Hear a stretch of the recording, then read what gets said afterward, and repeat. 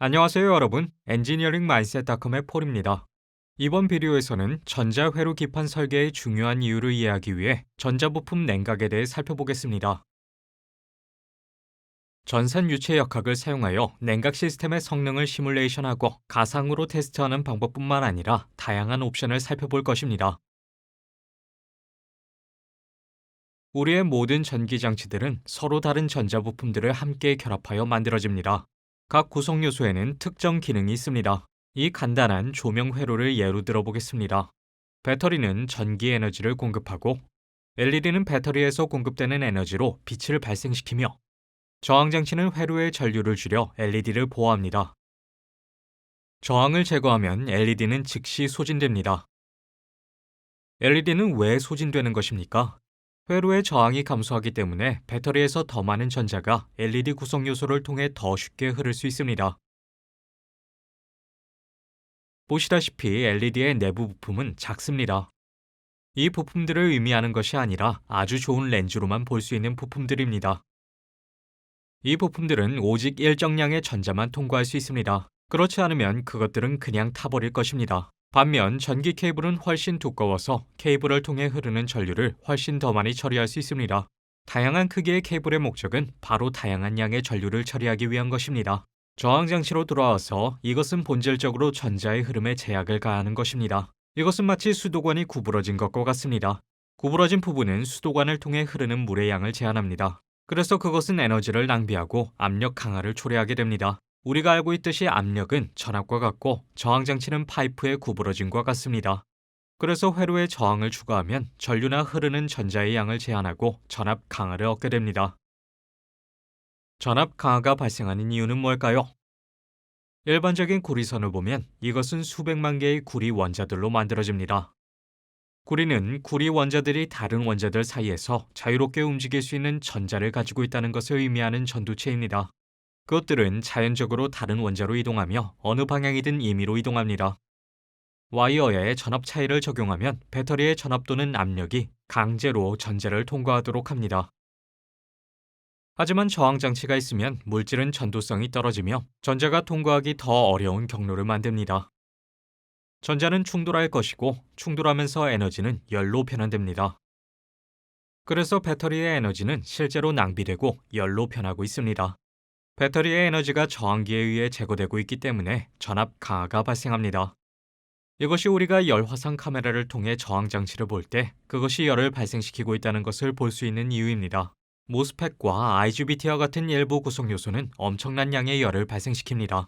이 값싼 벤치 전원 공급 장치를 예로 들어보겠습니다. 안에 모스펫이 4개 있는데 여기 2개, 여기 2개가 있습니다. 제가 열 싱크를 제거하면 조금 뒤에 그 부분을 살펴보도록 하겠습니다. 그런 다음 약 1.2의 전류로 작은 DC 회로에 전원을 공급합니다.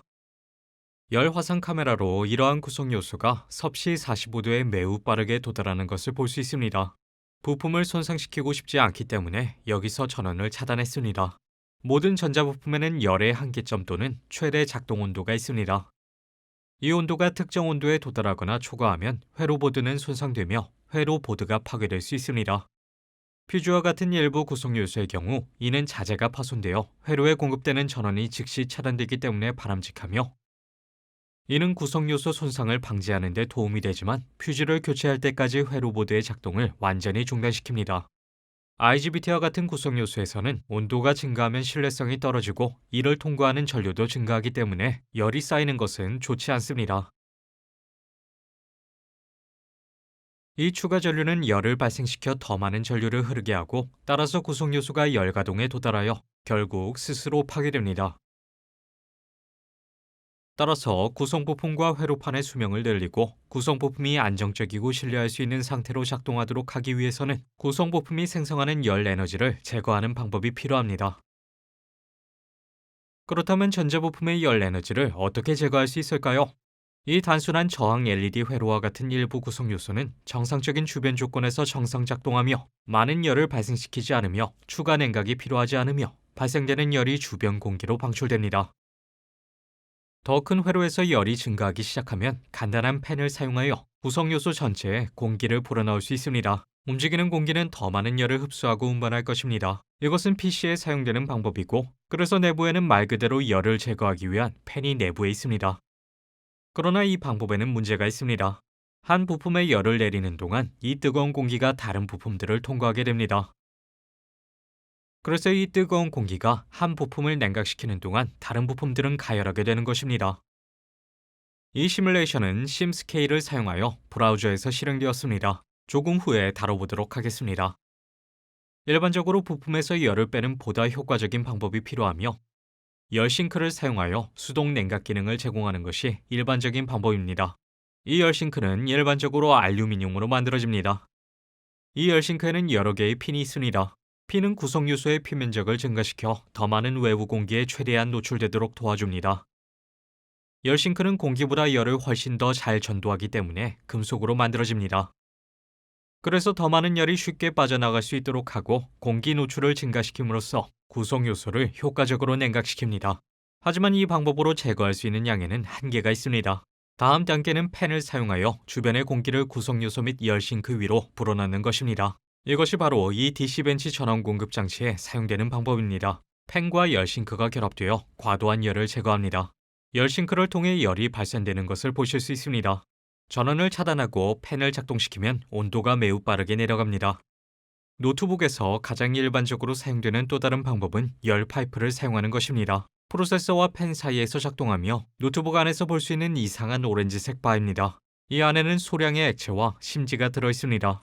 프로세서의 열이 파이프로 전달되고 이 열로 인해 내부의 액체가 끓어 증발하고 증기가 반대쪽 끝으로 이동하며, 이는 팬이 열 파이프 표면을 가로질러 외부 공기를 불어넣어 여열을 제거하기 때문입니다. 열을 제거하면 증기가 다시 액체로 응축되고, 이 액체는 심지를 따라 다시 흘러 더 많은 열을 흡수하게 됩니다. 그래서 순환이 반복됩니다. 이것들에도 성능에 제한이 있습니다. 열 제거를 늘리기 위해서는 더 큰 장치를 사용해야 합니다. 이 장치는 공간을 많이 차지하며 발생한 열을 또다시 다른 부품에 다시 불어넣습니다. 최대 냉각을 위한 다음 단계는 물 또는 액체 냉각을 사용하는 것입니다. 많은 고급 게임 컴퓨터가 이제 순행 시스템을 사용하여 CPU 및 GPU의 열을 제거하는 것을 볼 수 있습니다. 우리는 기본적으로 물 블록이라고 알려진 CPU의 열 교환기와 라디에이터 사이에 물을 순환시키는 작은 펌프를 가지고 있습니다. 라디에이터는 팬이 있는 열 교환기입니다. 다시 팬은 열 교환기를 통해 공기를 불어 물에서 원치 않은 열을 제거하므로, 물은 칩에서 원치 않은 열을 흡수하여 라디에이터로 전달하고 라디에이터의 열 교환기를 통해 흐릅니다. 팬은 열 교환기 외부로 공기를 불어넣어 내부의 물에서 원치 않은 열을 제거합니다. 따라서 물은 더 차가워지고 더 많은 열을 얻기 위해 칩으로 돌아갑니다. 이 방법이 매우 효율적인 이유는 물이 공기보다 상당히 높은 열 용량을 가지기 때문입니다. 그 뜻은 더 많은 열을 흡수할 수 있다는 뜻입니다. 또한 순행식 시스템은 핀을 가로질러 공기를 밀어내고 열을 다른 구성 요소에 전달하는 대신 열을 수집하여 이 열을 멀리 이동시킨 다음 시스템에서 공기를 완전히 차단합니다.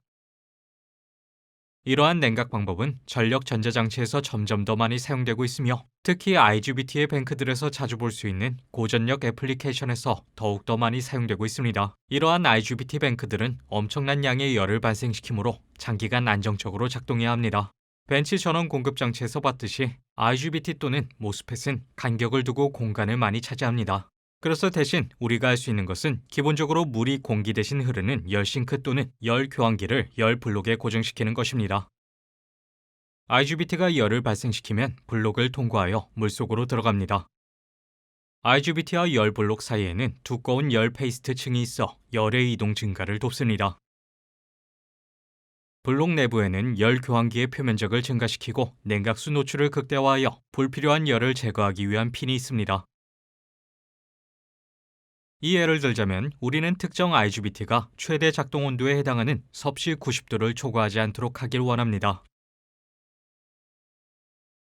이를 위해 이 동영상을 친절하게 후원해준 심스케일 CAE 플랫폼을 활용하여 성능을 시뮬레이션 해볼 예정입니다.